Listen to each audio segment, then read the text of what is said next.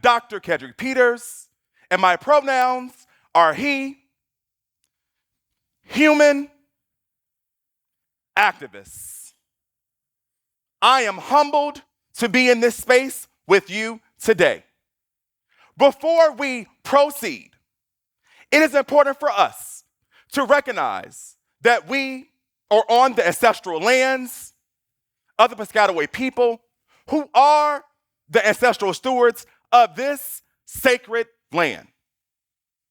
Equally important, I acknowledge this country would not exist if it were not for the free, enslaved labor of Black people.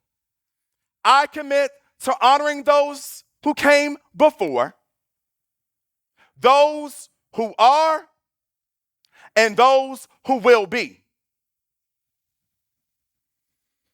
Can you imagine living in a world where my injustice, which causes me pain, sadness, and rage, is your injustice, and your injustice, which causes you pain, sadness, and rage, is my injustice? Can you see it with me? A world with true human allyship. It goes back to the old African proverb, I am because you are. You see, I believe 60 years ago, a civil and human rights leader gave us a blueprint, a master plan for human allyship. Raise your hands if you know the Reverend Dr. Martin Luther King Jr. Hands up, hands up. Great, that saves us 2 minutes. While behind bars, inside a Birmingham jail, Dr. King quipped, I cannot sit idly by in Atlanta and not be concerned about what's happening in Birmingham. Injustice anywhere is a threat to justice everywhere. Now, let me tell you how Maryland's oldest historically Black university, Bowie State University, has been treating your injustice as our injustice for nearly 160 years. For example, beyond inclusive recruitment and the retention of a diverse community, each October, the Office of Multicultural Programs hosts the Tunnel of Oppression to recognize the intersections of disability and employment awareness, Hispanic heritage, and LGBT History Month. This hands-on experiential learning has its roots at Western Illinois University, and the purpose is to raise awareness of different types of oppressions in our society. So in fall 2019, Bowie State University had 5 different breakout rooms: police killings, sexual assault, reproductive rights, microaggressions, and colorism. During the debrief, the student scholars reported the tunnel was eye-opening, transformative, and should be a mandatory experience for all first-year students. Now, when Generation Z says something should be mandatory, we should listen. And this is coming from your millennial big brother. You're welcome. So I left the tunnel feeling excited to amplify the event during the spring semester. But a global pandemic ensued and paused all in-person human connection. And during this pause, I came across a book that has forever changed my life, Hood Feminism by Mickey Kendall. The line that resonates with me the most quips, to be an ally is just the first step, the easiest one. It's the space we're in where the privileged begin to accept the flawed dynamics that make for inequality. Being a good ally is not easy, not something we can just leap into. This claim made me think of another civil rights leader, Fannie Lou Hamer, mantra of nobody is free until everybody is free. Without a question in history, we have seen intersectional human allyship. From Harriet Tubman's missions, the passing of the 13th, the 14th, and 15th U.S. Amendments, the women's suffrage movement, the passing of the 19th Amendment affording women the right to vote. To Emmett Till's mother, bold decision to show the world what happened to her son, her only child, in Mississippi. To more recently, the Me Too and the Black Lives Matter movements. I believe we have a human problem. According to hood feminism, everybody, not some of us, everybody should be angry about injustice, and not just those experiencing it. This claim made me think, as a diversity, equity, and inclusion thought leader. In the next few minutes, I will outline the value of intersectionality and then how we collectively can engage in a humanity call of action. Breaking news, this just in. In April 2021, the Center for Disease Control declared racism as a public health crisis. However, friends, I'm here to advise us. We should not look at racism through a one-dimensional lens. In 1989, Black feminist legal scholar Kimberly Crenshaw gave the world a new pair of lenses, intersectionality, to reimagine how we process issues like racism and patriarchy, who are the best of friends. Intersectionality describes how race, class, gender, and other characteristics intersect with one another and overlap. And based on our intersections, we are sometimes afforded privilege or experience oppression.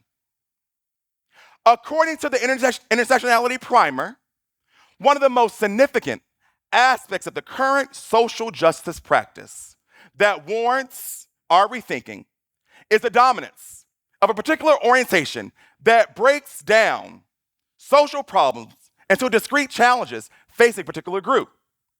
These groups are often defined in mutually exclusive ways, creating artificial barriers.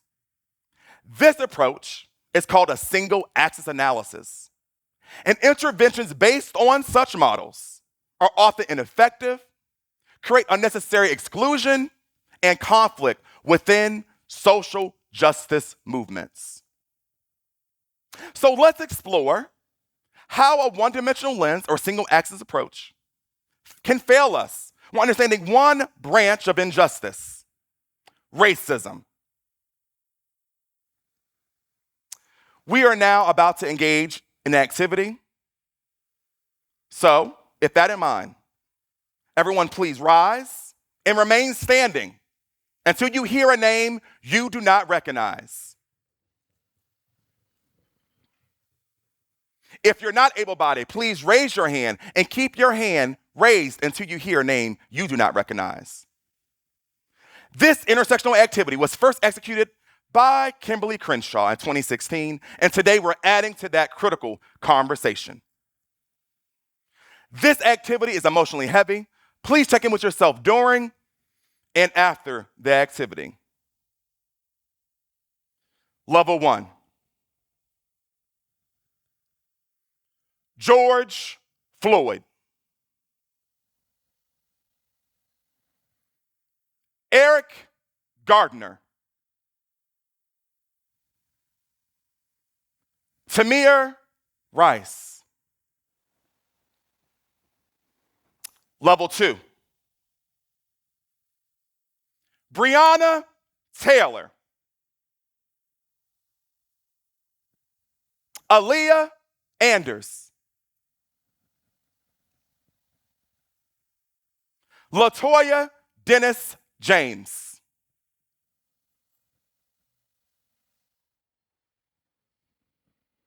Level 3. Tony McDade.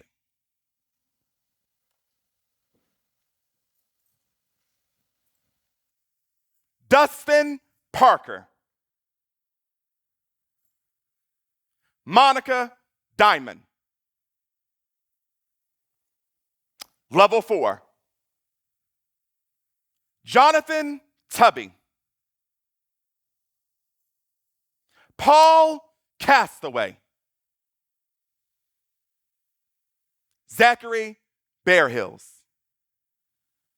So let's do an intersectional review of what we just experienced. So what do we notice about the name shared? Shout it out. Don't be shy. Injustice. All the names shared were humans living in the United States of America who died due to police killings or hate crimes. But as we went level by level, most of us did not make it beyond level 1 or 2. So let's do an intersectional review. Level 1, to be male, to be black, to be an American.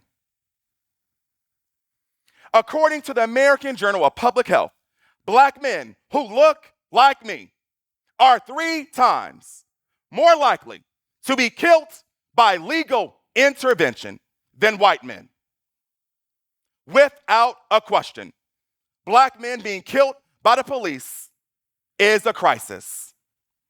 And let's be clear, Tamir Rice was 12 years old, killed within seconds, playing in an Ohio park. But what about the other vulnerable populations? Level 2.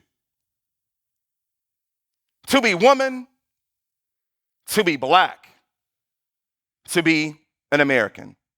Say her name. Can you say it with me? Say her name. I'll say it one more time. Say her name. Black woman. They are our mothers, our aunties, sisters, daughters, best friend, a United States vice president, a Supreme Court justice, and so much more to our rich nation. And yet, black women have been killed by the police in their homes, in their cars, in the presence of their parents and children. According to the Washington Post, fatal shooting tracker by the police reports since 2015, black women have been killed at higher rates than other races of women. Why don't we know her name? Malcolm X said, the most disrespected, neglected, and unprotected person in America is the black woman. Say her name. Level 3. To be trans, to be gendered, to be black, and an American. According to the Human Rights Campaign, fatal tracker against incidents of transgender people, they report at least 100 transgender people were fatally shot or killed in 2021 and 2022. We say at least because these stories are often not reported. And in previous years, most of those cases involve black and Latino transgender women. Level 4. To be indigenous, to be Latino,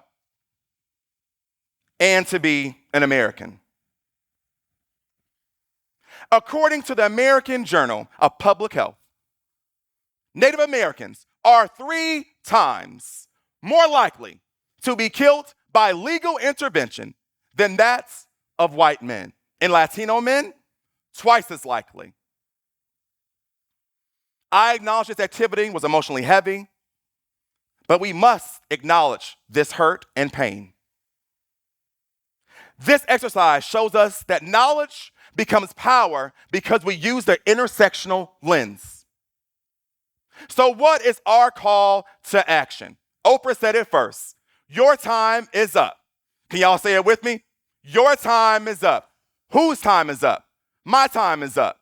Your time is up. Every human time is up. Over the next 48 hours, I want you to think about your position in the world and ask yourself the following questions. Who am I at all of the intersections as it relates to my race, my class, my gender, or any other characteristic? Do I possess privilege as it relates to my race, my class, my gender?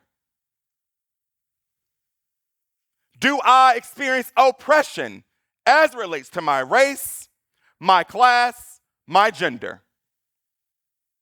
If I do possess privilege, how can I be in service of others? Dr. King quipped, one of the most significant questions for us is, what are you doing for others? So friends, I'm asking you, think about your position and how you can be in service of others.